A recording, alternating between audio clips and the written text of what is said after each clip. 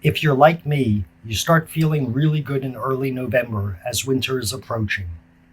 Every year, the first snowfall feels like it's the first snow you've ever seen. As the temperatures drop, you step out the front door in anticipation how the cold air makes you feel every bone in every part of your body feel alive. This is the time of the year that you live for. There's no better feeling for people like us than going for a 30-minute walk in 15 degrees during the evening. And once the winter comes to an end and you take a sad sigh as you see the final pile of snow melting away before spring arrives, you say to yourself, in 8 or 9 months, the world is going to be right again.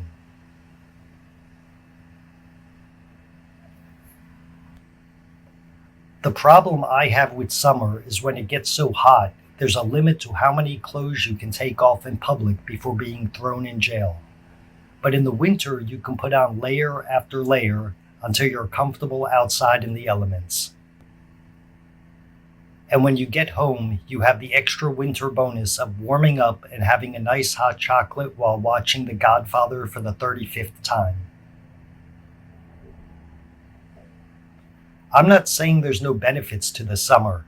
There's ice cream, but I've discovered that ice cream tastes just as good when it's 40 degrees outside. There's also more festivals outdoors where you can stand beside other hot and sweaty people. And there's always the beaches where you can spend your day not moving while doing your best to avoid skin cancer.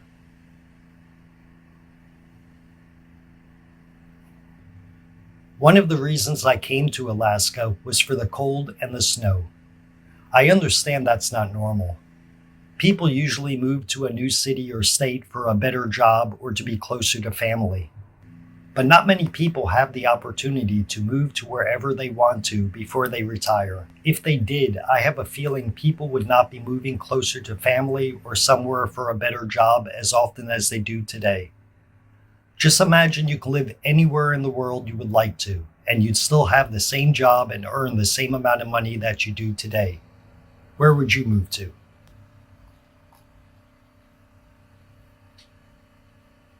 But this video is about what happened to the guy who dreads the summertime.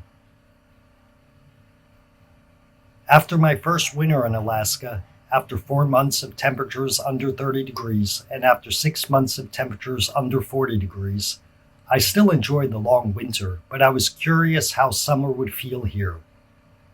I knew summer would be short. After all, everybody I spoke to who has lived in Alaska for a while gave me the advice to do as much as I can when it gets comfortable outside because it goes by fast.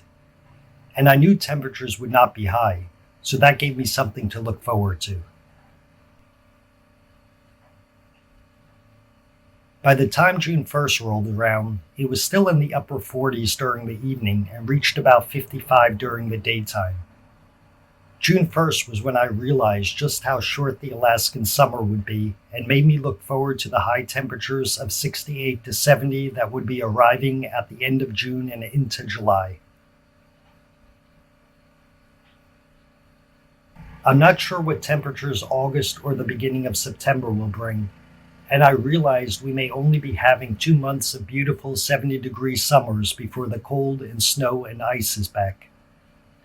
I can even understand some people who say it was just too cold for too long in Alaska, and that's why they moved back home. And the reason I understand them is because snow sounds nice to some people. It's white, it's clean, it's pretty. But when they get to Alaska, they find out it's not so nice when it snows 4 feet.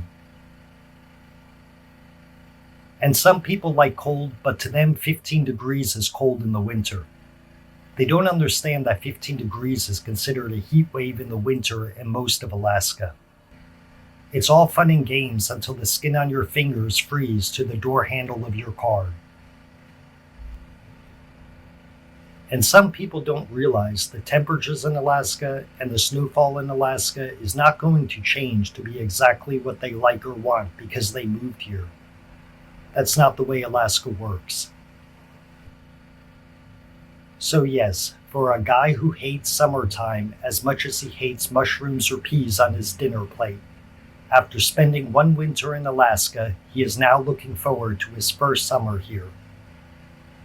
But don't be fooled, Alaska hasn't changed me. While looking forward to the summertime, I'm also looking ahead and can't wait for the first snowfall later this year.